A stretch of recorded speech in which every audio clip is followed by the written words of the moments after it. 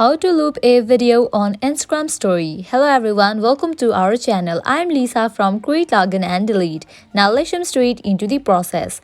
Open your Instagram app. Make sure you have all the logs into your Instagram account. Now at the top left corner, you will find this option of your story. Tap on it. Now your gallery will open up. Tap on this option of camera. Now your camera will open up. Now you have to select this option of boomerang, this infinite kind of icon. And after you set it to boomerang, now you can just shoot the video by tapping on this icon given at the bottom middle. Also you can use different filters and shoot it.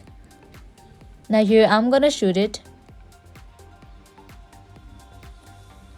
You won't be able to shoot a video of 15 seconds or like longer video, as you can clearly see that this is a quick video.